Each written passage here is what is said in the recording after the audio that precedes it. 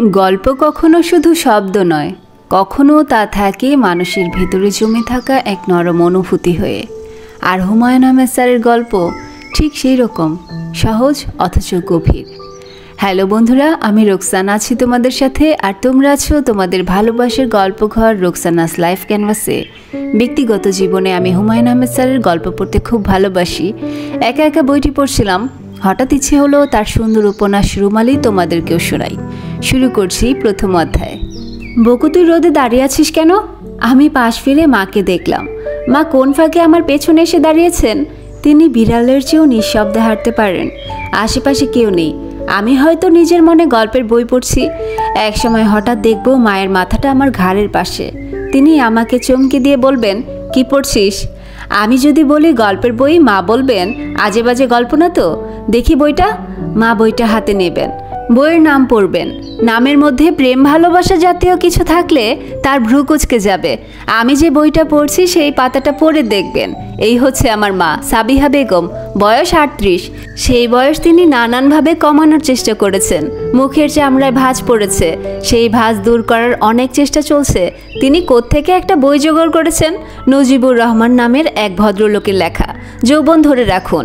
সেই বইয়ে মুখের চামড়ার ভাঁজ দূর করার যেসব প্রক্রিয়ার কথা উল্লেখ করা আছে তার কিছু কিছু প্রয়োগ করেছেন। তেমন লাভ হচ্ছে না। আমার ধারণা খানিকটা ক্ষতি হচ্ছে। মার চোখ দুটো ভিতরে ঢুকে চেহারার খানিকটা ইঁদুর ইঁদুর ভাব চলে এসেছে। এখন বাজছে সকাল 9টা। এর মধ্যেই মা গোসল করে ফেলেছেন, চোখে কাজল দিয়েছেন, ম্যাচ করে শাড়ি ব্লাউজ পরেছেন, হাতে একটা ভ্যানিটি ব্যাগও আছে। সেই ব্যাগের রঙও শাড়ির রঙের সঙ্গে মেলানো, সবুজ। মা বললেন, কিরে বকু, রোদে দাঁড়িয়ে আছিস কেন? মার গলায় প্রবল উৎকণ্ঠা, যেন রোদে দাঁড়ানোর কারণে আমার শরীরে কিছুক্ষণের মধ্যে ফোসকা পড়ে যাবে। অথচ আমি মোটেই রোদে দাঁড়িয়ে নেই। আমি দাঁড়িয়ে আছি বিশাল একটা শিমুল গাছের নিচে। শিমুল গাছে কোনো পাতা নেই, শুধুই থোকা থোকা ফুল। এমন কড়া লাল রং যে তাকালে চোখ ধাঁ দিয়ে যায়, মনে হয় গাছে আগুন ধরে গেছে। এই যে আমি দাঁড়িয়ে আছি, আমার মনে হচ্ছে আমার মাথার উপর আগুন জ্বলছে। দাঁড়িয়ে থাকতেই ভালো লাগছে। গাছে হেলান দিতে পারলে আরও ভালো হতো, কিন্তু হেলান দেবার উপায় নেই। গাছ ভর্তি বড় বড় কাঁটা। আমি মার দিকে তাকিয়ে মিষ্টি করে হাসলাম। এই মিষ্টি হাসি হচ্ছে নকল মিষ্টি, অভিনয়ের মিষ্টি হাসি। আমি যখন তখন এই হাসি হাসতে পারি। মা আবারও বললেন, কি রে, কথা বলছি, জবাব দিচ্ছিস না কেন? আমি বললাম, মা তোমাকে অনেক সুন্দর লাগছে। মা এই প্রশংসাতে টললেন না, প্রায় ধমকের গলায় বললেন, শুধু শুধু এখানে দাঁড়িয়ে আছিস কেন? কারণ আছে বলেই দাঁড়িয়ে আছি। কারণটা কি? কারণটা তো মা তোমাকে বলা যাবে না। ফাজলামি করবি না। আমাকে ডিরেক্টর সাহেব থাকতে বলেছেন। সঙ্গে সঙ্গে মার মুখে তৃপ্তির হাসি দেখা গেল। মা খুশি। ডিরেক্টর সাহেব থাকতে বলে তো থাকতেই হবে। এই মুহূর্তে তিনি সব কিছু। আমাদের সম্রাট। সম্রাটের প্রতিটি কথা পালন করতে হবে, তাকে খুশি রাখতে হবে। মার এখন প্রধান কাজ হয়ে দাঁড়িয়েছে সম্রাটকে খুশি রাখা, তার আশেপাশে থাকা। সম্রাটের সস্তা ধরনের রসিকতায় হাহাহি করে হাসা। আমাদের এই সম্রাটের ধারণা তিনি খুব রসিক মানুষ। ডিরেক্টর সাহেবের নাম মঈন খান। বয়স ঠিক কত এখনো জানি না, 40-এর উপর তো বটেই। রোগা পাতলা মানুষ। ভদ্রলোকের মধ্যে একটা বহুরূপী ব্যাপার আছে। এক এক দিন তাকে এক এক রকম দেখা যায়। আমার মনে হয় ব্যাপারটা ঘটে তার চশমার কারণে। ভদ্রলোকের অনেকগুলি চশমা, এক এক দিন এক এক রকমের চশমা পরেন। চশমার সঙ্গে মিলিয়ে চুল আঁচড়ানোর মধ্যে কিছু একটা নিশ্চয়ই করেন। তার চেহারা পাল্টে যায়, চেহারার সঙ্গে সঙ্গে ভাবভঙ্গি পাল্টে যায়। আজ তিনি সোনালি ফ্রেমের চশমা পরেছেন। মা বললেন, মঈন ভাই তোকে এখানে থাকতে বলেছেন? হ্যাঁ। কেন? কাজ দেখতে বলেছেন। তা তো বটেই, কাজ না দেখলে কাজ শিখবি কিভাবে? মা লম্বা লম্বা পা ফেলে ডিরেক্টর সাহেবের দিকে এগোচ্ছেন। আমি শঙ্কিত বোধ করছি, কারণ ডিরেক্টর সাহেব আমাকে এখানে দাঁড়িয়ে থাকতে বলেননি। শিমুল গাছটা দেখে আমার এত ভালো লেগেছে যে আমি ইচ্ছে করেই এখানে এসে দাঁড়িয়েছি। শুটিংয়ের কাজ হচ্ছে রাস্তার ওই পাশে। 9-10 বছরের একটা মেয়ে এবং 4-5 বছরের একটা ছেলেকে দাঁড়া করিয়ে রাখা হয়েছে সে সকাল থেকে।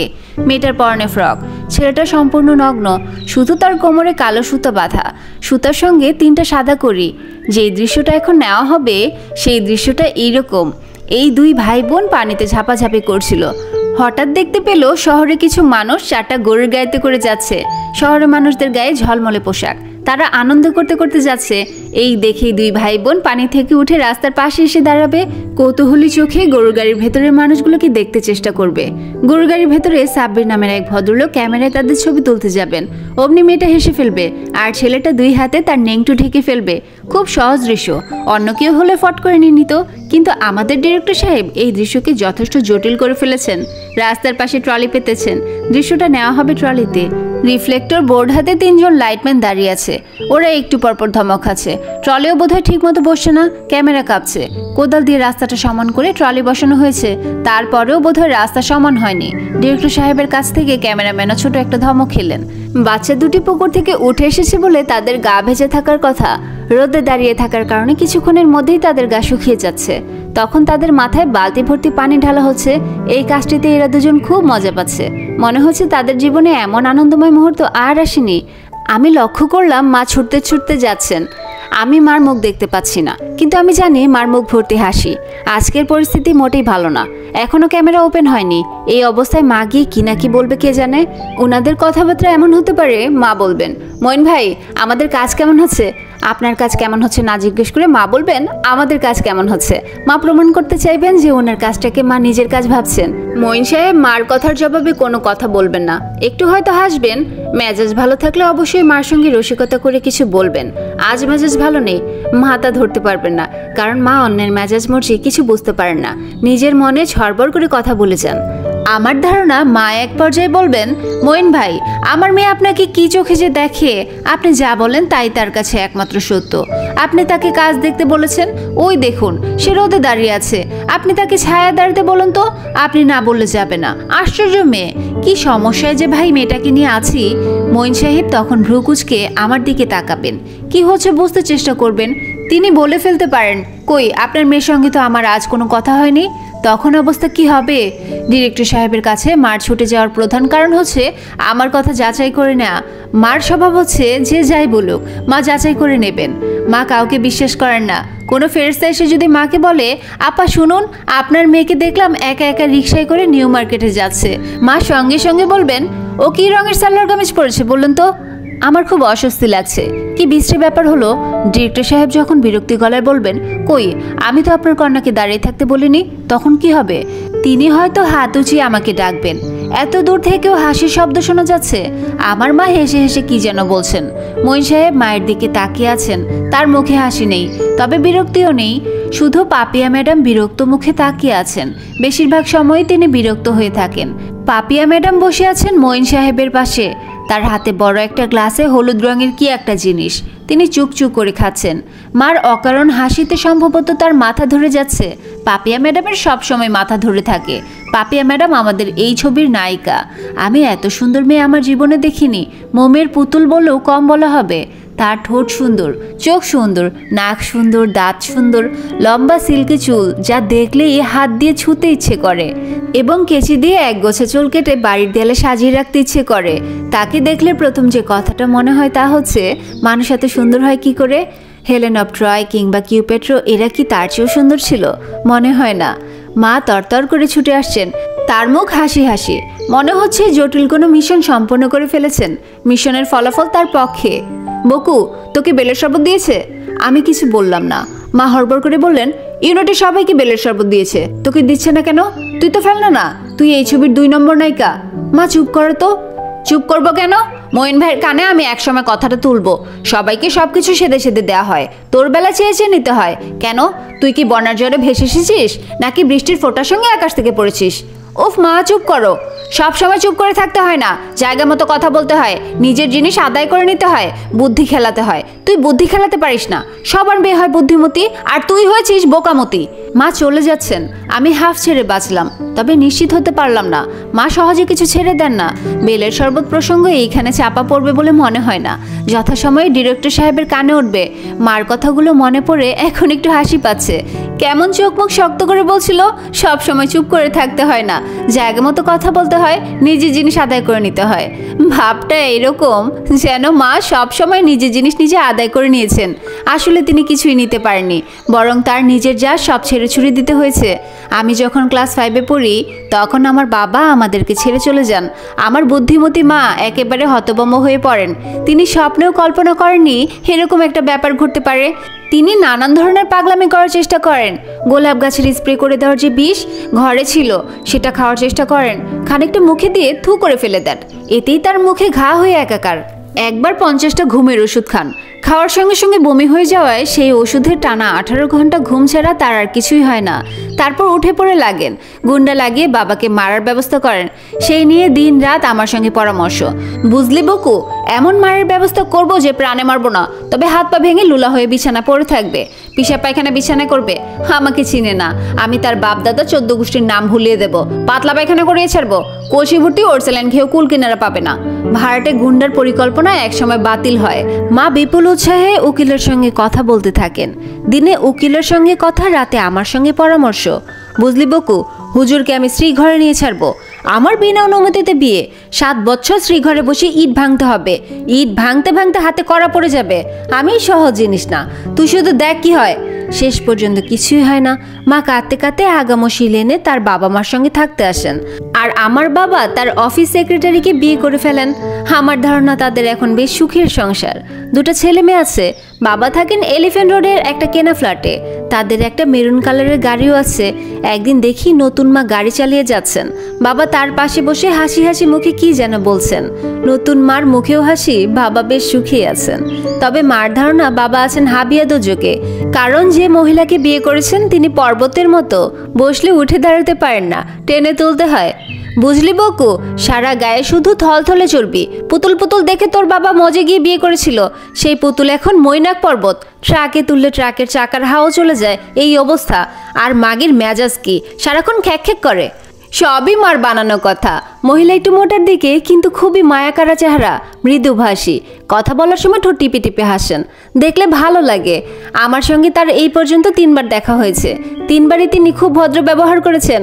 মা আমাদের এই দেখা হবার খবর জানান না, খবর জানলে আবারও গোলাপ ফুলে দেবার কীটনাশকের ওষুধ খেয়ে ফেলতেন। তবে এখন আর আমাদের গোলাপ গাছ নেই এবং গাছে দেওয়ার ঔষধও নেই।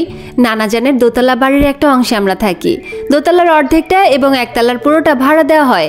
এই ভাড়া টাকায় আমাদের এবং আমার মামার সংসার চলে। মামার বয়স 50, এখনো বিয়ে করেননি। আমার বুদ্ধি হবার পর থেকে শুনে আসছি তিনি বিয়ে করছেন, সব ঠিকঠাক। সেই বিয়ে এখনো হয়নি। এতে অবশ্য আমার মা খুশি, কারণ বিয়ে করলেই দোতলার অর্ধেকটা আর ভাড়া দেওয়া যাবে না। মামা সেখানে তার সংসার পাতবেন, বাড়ি ভাড়া থেকে আয় অর্ধেক হয়ে যাবে, সংসারের খরচও যাবে বেড়ে। মামাকে তখন আর সামান্য হাত খরচ দিয়ে মানানো যাবে না। এমনিতেই মামা কিছুদিন পর পর গম্ভীর গলায় মাকে ডেকে বলেন, সাবিহা শোন, তোর ভালোর জন্য বলছি, তোর মেয়ের বিয়ের বয়স হয়েছে, এখন দেখে শুনে একটা বিয়ে দিয়ে দে, তারপর তুই মেয়ে জামাইয়ের বাড়িতে উঠে যা। কারণ এই বাড়ি আমার, বাড়ি ভেঙে আমি ফ্ল্যাট বানাবো, একতলায় দোকান, উপরে ফ্ল্যাট। মুফতে অনেক দিন থেকে গেলি, তোর কাছ থেকে 1 পয়সাও বাড়ি ভাড়া নেয়নি। আর কত, সারা জীবন তোদের পালবো এমন কথা তো না। আমি তো আর হাজি মোহাম্মদ মহসিন না, আমি হলাম গিয়ে পাজি মোহাম্মদ কাশেম। নানা জানের এই বাড়ি যে শুধু আমার মামার তা নয়, মার অবশ্যই তাতে অংশ আছে। মা মামার সঙ্গে ওই লাইনে কোনো কথা বলবেন না। মা কাঁদো কাঁদো গলায় বলবেন, ভাইজান এই বাড়ি অবশ্যই আপনার, আপনি যেদিন বলবেন সেই দিনই চলে যাব। আজ বললে আজই যাব। বিপদের সময় আপনি যে আমাকে থাকতে দিয়েছেন এই যথেষ্ট। আমার আর আমার মেয়ের চামড়া দিয়ে জুতা বানালেও আপনার ঋণ শোধ হবে না ভাইজান। বলতে বলতে মার গলা ধরে যেত। তিনি বাক্য শেষ করতে না পেরে কেঁদে অস্থির হতেন। এতেই আমার কাছে মামা বিচলিত হয়ে বলতেন, আরে কি শুরু করলি, তোদের আমি ফেলে দিব নাকি? আমার একটা বিচার আছে না? আমি তো আর নরপিচাস না, আমি নরমানব। আমি যতদিন থাকবো তোরা থাকবি। চোখ মোছ। চোখ মোছার বদলে মা আরও ব্যাকুল হয়ে কেঁদে উঠতেন। মামা হতেন বিচলিত। আমি আমার মায়ের অভিনয়ের প্রতিভায় হতাম মুগ্ধ। মা অবশ্যই বুদ্ধিমতী। বাবার চলে যাওয়াকে একসময় তিনি সহজভাবে নিয়ে নিলেন এবং বাস্তব স্বীকার করে বাঁচার চেষ্টা চালালেন। বাবার কাছে কান্নাকাটি করে তিনি মাসিক একটা বরাদ্দের ব্যবস্থা করলেন। এছাড়াও প্রায় বকুলের শরীর খারাপ, চিকিৎসা করাতে হবে, বকুলের কলেজের ভর্তি হবার খরচ, এইসব বলে বলে টাকা আদায় করতে লাগলেন। সেই টাকার একটা পয়সাও খরচ করতেন না, ব্যাংকে জমা করতে লাগলেন। বাড়ি ভাড়া বাবদ যে টাকা পেতেন তার পুরোটাও মা খরচ করতেন না, একটা অংশ ব্যাংকে জমা করতেন। ছোটাছুটি করার ব্যাপারে মা একজন এক্সপার্ট, নিজের জীবনের দুঃখের কাহিনী বলার ব্যাপারেও এক্সপার্ট। স্কুলে আমাকে কখনো বেতন দিতে হয়নি। ফ্রিশিপের জন্য মা দরখাস্ত করতেন, যেখানে লেখা থাকতো, আমি স্বামী পরিত্যক্ত একজন মহিলা, বর্তমানে মানবতার জীবনযাপন করছি। আমার বর্তমানে কোনো সহায় সম্বল নাই, আশ্রয় নাই, 2 বেলা অন্ন সংস্থানের পথ নাই। আমি তারপরও মানুষের মতো বেঁচে থাকতে চাই। তারপরেও আমি আমার কন্যা মালিহা রুমালি বকুলকে সুশিক্ষিত করতে চাই। আমার এই কন্যা প্রাথমিক বৃত্তি পরীক্ষায় ছেলেমেয়ে সবার মধ্যে 3য় স্থান দখল করেছিল। 8ম শ্রেণীর বৃত্তি পরীক্ষায় সে মেধা তালিকায় মেয়েদের মধ্যে প্রথম এবং ছেলেদের মধ্যে 4র্থ হয়েছিল। আপনার দয়ার উপর আমি নির্ভর করছি। এই কঠিন জীবন সংগ্রামে আপনি আমাকে সাহায্য করুন। মালিহা রুমালের বৃত্তি পরীক্ষায় কৃতিত্বের খবর পত্রিকায় ছাপা হয়। আপনার অবগতির জন্য পেপার কাটিংয়ের ফটোকপি পাঠাইলাম। বিনীত, মালিহা রুমালির দুর্ভাগা মাতা সাবিহা বেগম মুক্তা। মার এই জাতীয় দরখাস্তে কাজ হতো। তিনি নানান ধরনের মহিলা সমিতিতেও ঘুরতেন। এক মহিলা সমিতি তাকে পায়ে চালানো একটা সেলাই মেশিন দিয়েছিল। তিনি মেশিন বিক্রি করে সেই টাকাও ব্যাংকে জমা করে রেখেছিলেন। এক এনজিওর কাছ থেকে তিনি আমার জন্য একটা বৃত্তিও জোগাড় করেন, মাসে 500 টাকা। এই টাকা নেবার জন্য প্রতি মাসের 3 তারিখে আমাকে মার সঙ্গে এনজিওর অফিসে যেতে হতো এবং দীর্ঘ সময় করুণ মুখ করে একটা ঘরে বসে গরমে ঘামতে হতো। সেই ঘরে ফ্যান ছিল, কিন্তু আশ্চর্যের ব্যাপার, বনবন করে ফ্যান ঘুরলেও সেই ফ্যানে কোনো বাতাস হতো না। মার ভিক্ষাবৃত্তিমূলক কর্মকাণ্ড শুরুতে অসহ্য লাগলেও শেষ হয়ে গিয়েছিল। মানুষের দয়া এবং করুণা পাবার নিত্য নতুন কলাকৌশল মা আবিষ্কার করতেন। আমি সেসব দেখতাম এবং অবাক হতাম। মার কারণেই আমি প্রথম টিভি নাটকের সুযোগ পেলাম। নাটকের প্রযোজকের বাসার ঠিকানা বের করে তিনি একদিন আমাকে নিয়ে তার বাসায় উপস্থিত। প্রযোজকের স্ত্রীকে জড়িয়ে ধরে তিনি নিজের দুর্ভাগ্যের কথা বলতে বলতে যে কান্না শুরু করলেন, সেই কান্নায় পাথর গলে যায়। প্রযোজকের স্ত্রী তো গলবেনি, ভদ্র মহিলাও চোখ মুছতে লাগলেন। সেই মহিলার কল্যাণে আমি জীবনে প্রথম ক্যামেরার সামনে দাঁড়ালাম। নাটকের নাম স্বপ্নসায়র। স্বপ্নসায়র নাটকে আমার অভিনয় নিশ্চয়ই খুব ভালো হয়েছিল, কারণ আমার মাকে তারপর আর কখনো কোনো প্রযোজকের বাসায় গিয়ে তাদের স্ত্রীকে জড়িয়ে ধরে কাঁদতে হয়নি। বছরের শ্রেষ্ঠ শিশু শিল্পী হিসেবে আমি 2 বার রাষ্ট্রপতির পুরস্কার পেলাম। আমাদের বাসার ঘরে 2টো ছবি বড় করে বাঁধাই করা আছে। একটাতে আমি প্রেসিডেন্ট জিয়াউর রহমান সাহেবের হাত থেকে পদক নিচ্ছি, অন্যটায় প্রেসিডেন্ট এরশাদ সাহেবের হাত থেকে পদক নিচ্ছি। এরশাদ সাহেবের একটা হাত আমার মাথায় রাখা। মা আমাকে গান শেখার ব্যবস্থা করলেন, নাচ শেখার ব্যবস্থাও করলেন, সবই বিনা পয়সায়। একজন স্বামী পরিত্যক্তা আশ্রয়হীনা মহিলার প্রতি দয়াবশতই গানের এবং নাচের টিচার রাজি হলেন। সোহরাব চাচা আমার দিকে আসছেন, তার হাতে বড় একটা কাচের গ্লাস। সোহরাব চাচা হচ্ছেন কথাকলি ফিল্মসের প্রোডাকশন ম্যানেজার। রোগা টিংটিঙে একজন মানুষ। সবসময় হলুদ পাঞ্জাবি পরেন এবং ক্রমাগত পান খান। ভাত খাবার আগেও তার মুখ ভর্তি পান থাকে। ভাতের নলা মাখার সময় থু করে পান ফেলে কুলি করে নেয়। অসাধারণ একজন মানুষ। মাছির যেমন হাজার হাজার চোখ থাকে, তারও তেমনি হাজার হাজার চোখ। চারপাশে কোথায় কি হচ্ছে তিনি সব জানেন। সমস্যা তা যত জটিলই হোক, তার কাছে সমাধান আছে। সমস্যার সমাধান তিনি এমনভাবে করেন যে কেউ বুঝতেই পারে না সমাধানটা তিনি করেছেন। রাগ বলে কোনো বস্তু তার ভেতর নেই। 24 ঘন্টা কাজ করতে পারেন, তবে কাজের ফাঁকে গল্প করতেও খুব পছন্দ করেন। বিশেষ বিশেষ মানুষের সঙ্গে যে গল্প করেন তা না, সবার সঙ্গে গল্প। যার সঙ্গে গল্প করেন মনে হয় সেই তার প্রাণের বন্ধু। তিনি আমাকে ডাকেন রুমাল। রুমালের খবর কি? খবর ভালো। আপনি কেমন আছেন চাচা? আমি খুবই ভালো আছি। এই নাও তোমার বেলের শরবত। বেলের শরবত তো আমি খাবো না। সে কি, তোমার মা যে বললো তুমি বেলের শরবত খেতে চাচ্ছ? চাচ্ছি না। আচ্ছা, না চাইলেও খেয়ে ফেলো, জিনিসটা ভালো। আরেকটা কথা শোনো, যদি কিছু খেতে ইচ্ছে করে আমাকে বলবে। পুরো দোস্তম নায়িকা যখন হয়ে যাবে তখন আর বলতে হবে না, আপনাতেই সব হয়ে যাবে। চাচা, আমি কি নায়িকা হতে পারবো? সেটা আমি বলতে পারবো না। অভিনয় প্রতিভা কার কেমন তা আমি জানি না, বুঝিও না। আমি হলাম যোগানদাতা। যার যা লাগবে আমাকে বলবে, আমি উপস্থিত করব। আপনাকে যা আনতে বলা হবে নিয়ে আসবেন। তুমি বললে আনবো না, তবে ডিরেক্টর সাহেব বললে জোগাড় করব। উনি যা বলবেন তাই এনে দেবেন। এনে দেব। ফিল্ম লাইনের প্রোডাকশন ম্যানেজার হতে হলে চাহিদা মাত্র উপস্থিত, বিদ্যায় পারদর্শী হতে হয়। তবে শোনো মিস রুমাল, উদ্ভট কিছু কোনো ডিরেক্টর চায় না। ডিরেক্টররা জানে কি জোগাড় করা যাবে কি যাবে না। মঈন সাহেবকে আপনি খুব পছন্দ করেন, তাই না চাচা? হ্যাঁ। কেন করেন? তুমি যে কারণে করো আমিও সেই কারণেই করি। কই, আমি তো পছন্দ করি না। পছন্দ না করাই ভালো। বেলের শরবতটা কেমন লাগলো মা? ভালো। রেসিপি লাগবে? রেসিপি লাগলে বলো, আমি রেসিপি দিয়ে দিচ্ছি। কাগজে লেখা আছে, এই নাও। আমি অবাক হয়ে দেখি সত্যি একটা কাগজে বেলের শরবতের রেসিপি লেখা। সৌরভ চাচার হাত থেকে আমি কাগজটা নিলাম। বেলের শরবত, পাকা বেল 1টি, ঠান্ডা পানি 3 কাপ, দই ½ কাপ, চিনি 1 কাপ, গোলাপ জল 1 টেবিল চামচ, প্রথমে বেলের আঠা ও বিচি ফেলে 1 কাপ পানিতে ভেজাতে হবে, মোটা চালনিতে চেকে নিতে হবে। দ্বিতীয়ত চালবার পর 1 কাপ পানিতে মেশাতে হবে। তৃতীয়ত দই ফেটে মেশাতে হবে। গোলাপ জল এবং বরফের কুচি দিয়ে পরিবেশন করতে হবে। চিনির বদলে ক্যারামেল সিরাপ দেওয়া যেতে পারে। আমি বললাম, চাচা আপনি রেসিপি নিয়ে ঘুরছেন কেন? সোহরাব চাচা গলার স্বর নিচু করে বললেন, পাপিয়া ম্যাডামের জন্য। ম্যাডামের এই শরবত এত পছন্দ হয়েছে যে রেসিপি চেয়েছেন। রেসিপি যখন লিখতেই হচ্ছে কার্বন পেপার দিয়ে 3 কপি করে ফেললাম। ছোট নায়িকা হিসেবে তুমি 1 কপি রেখে দাও। Thank you. সোহরাব চাচা চলে গেলেন। এতক্ষণে শুটিং শুরু হলো। 3টা টেক নেওয়া হলো। টেক মনে হয় ভালো হয়েছে। ডিরেক্টর সাহেবকে খুশি খুশি দেখাচ্ছে। তিনি সিগারেট ধরে লম্বা টান দিচ্ছেন। আনন্দের সময় তিনি ফস করে সিগারেট ধরেন। লম্বা লম্বা কয়েকটা টান দিয়ে জ্বলন্ত সিগারেট দূরে ছুঁড়ে ফেলে দেন। সেই সিগারেট কুড়িয়ে তুলে নেবার ব্যাপারে সমবেত জনতার মধ্যে এক ধরনের আগ্রহ দেখা যায়। এখানেও তাই হচ্ছে। মুখ ভর্তি চাপদারের মৌলানা ধরনের একজন মানুষ আমার দিকে এগিয়ে আসছেন। আমি দেখেও না দেখার ভান করলাম। ভদ্রলোকের কাঁধে চাদর, পাঞ্জাবি নেমে এসেছে পায়ের পাতা পর্যন্ত। পাঞ্জাবির ওপর খোপ খোপ প্রিন্টের চাদর, গা থেকে আতরের গন্ধ ভেসে আসছে। ভদ্রলোকের দিকে ভালো মতো তাকালে দেখা যাবে চোখে সুরমাও দিয়েছেন। আমি ভালো মতো তাকালাম না। এই জাতীয় মানুষরা কঠিন প্রকৃতির হয়ে থাকে। শুটিং নিয়ে অকারণ হইচই শুরু করে দিতে পারেন। হয়তো বলে বসবেন, আজ জুম্মাবার, আজ এসব কি হচ্ছে? ঢাকার আশেপাশের মানুষ শুটিংয়ে অভ্যস্ত। জায়গাটা ঢাকা থেকে অনেক দূরে।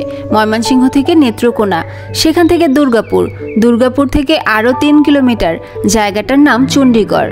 কে জানে, হয়তো চণ্ডীগড়ের মানুষরা খুব ধর্মভীরু। এত জায়গা থাকতে চণ্ডীগড়ে শুটিং হচ্ছে, কারণ চিত্রনাট্য এইভাবে লেখা। ঢাকা থেকে গারো পাহাড়ের দেশ দুর্গাপুরে বেড়াতে এসেছে একটা পরিবার। রিটায়ার্ড পুলিশের বড় কর্তা এবং তার 2 মেয়ে, দিলশাদ ও নিশাদ। ছুটি কাটানোর গল্প। তারা উঠলো একটা ডাক বাংলোয়, অনেক মজা করলো। আমি হচ্ছি ছোট বোন দিলু। মৌলানা সাহেব বিনীত গলায় বললেন, আসসালামু আলাইকুম। আমি খুবই অস্বস্তিতে পড়ে গেলাম। বয়স্ক কোনো ভদ্রলোক একবার রে সালাম দিলে খুবই অস্বস্তি লাগে। আমি লজ্জিত গলায় বললাম, ওয়ালাইকুম আসসালাম। শুটিং হচ্ছে নাকি মা? জি। দাঁড়িয়ে যদি দেখি কোনো অসুবিধা আছে? জি না। কেউ কিছু বলবে না তো? জি না। আপনি কি শুটিংয়ের মেয়ে? জি। শুটিংয়ের কথা শুধু শুনেছি, দেখার সৌভাগ্য হয় নাই। আজ দেখুন, রাংতা লাগানো বোর্ডের মতো জিনিসগুলো কি? এদেরকে বলে রিফ্লেক্টর। আয়নার মতো গায়ের ওপর আলো ফেলে। বাহ, চমৎকার। লাল শার্ট পরা ভদ্রলোককে? উনি মঈন খান, এই ছবির পরিচালক। ছবিটা উনি বানাচ্ছেন। আলহামদুলিল্লাহ। ওনার সঙ্গে কি কথা বলা যাবে? কেন যাবে না, অবশ্যই যাবে। তবে এখন কাজ করছেন তো, এখন বিরক্ত না করাই ভালো। জি আচ্ছা, বিরক্ত করব না। মঈন সাহেবের স্ত্রী মাশাআল্লাহ দেখতে খুব সুন্দর। উনি ডিরেক্টর সাহেবের স্ত্রী না, ওনার নাম পাপিয়া। এই ছবির নায়িকা, খুব বড় অভিনেত্রী। ভদ্রলোকের ভ্রু কুচকে গেল। পাপিয়া ম্যাডাম যেভাবে বসেছেন তাতে যে কোনো মানুষেরই ভ্রু কুচকাবার কথা। 2টো চেয়ার গায়ে গায়ে লেগে আছে। পাপিয়া ম্যাডাম তার বাঁ হাত পাশের চেয়ারের হাতলে তুলে দিয়েছেন। দূর থেকে মনে হয় তিনি ডিরেক্টর সাহেবের কাঁধে হাত রেখে বসে আছেন। কড়া রোদ উঠে গেছে। ফেব্রুয়ারি মাসের রোদ। সকালবেলা ঠান্ডা থাকে, কুয়াশা কুয়াশা ভাব থাকে। 11টার দিকে ঝাঁঝালো রোদ উঠে যায়। এমন রোদ যে চোখ জ্বালা করতে থাকে। মা, শুটিং কি শেষ হয়ে গেছে? জি না, আজ সারাদিনই শুটিং হবে। ওই যন্ত্রটা কি? এর নাম ক্রেন ট্রলি। ক্যামেরা ক্রেন ট্রলিতে বসিয়ে উপর নিচ করা হয়। আপনি দাঁড়িয়ে দাঁড়িয়ে শুটিং দেখুন, আমি চলে যাচ্ছি। আমি চণ্ডীগড় হাই স্কুলের শিক্ষক, ইসলামিয়াত পড়াই। ও আচ্ছা, খুব ভালো। আমিও চলে যাব। আজ জুম্মার নামাজ আছে। আমার নাম মেরাজুল্লাহ, লোকে অবশ্য মেরাজ মাস্টার ডাকে। আমি আরও কিছুক্ষণ দেখি, আজান হয় 12টার সময়। 12টা বাজতে এখনো দেরি আছে। আপনার যতক্ষণ ইচ্ছে দেখুন। মা, আপনার নামটা জানা হয় নাই। আমার নাম বকুল। মাশাআল্লাহ, অতি সুন্দর নাম। আমি জায়গা ছেড়ে চলে এলাম। মেরাজ সাহেব আমার জায়গায় দাঁড়িয়ে গভীর আগ্রহে চারপাশের কর্মকাণ্ড দেখছেন। এখানেই শেষ করছি রুমালি উপন্যাসের প্রথম অধ্যায়। গল্পটি ভালো লেগে থাকলে লাইক দিও, কমেন্টে অনুভূতি জানিও, বন্ধুদের সাথে শেয়ার করো। আর সাবস্ক্রাইব না করে থাকলে অবশ্যই রোকসানাস লাইফ ক্যানভাসে সাবস্ক্রাইব করে ফেলো। খুব শিগগিরই আসছে পরের অধ্যায়। ততক্ষণ পর্যন্ত ভালো থেকো, সুস্থ থেকো, গল্পে থেকো, মায়ায় থেকো। আল্লাহ হাফেজ।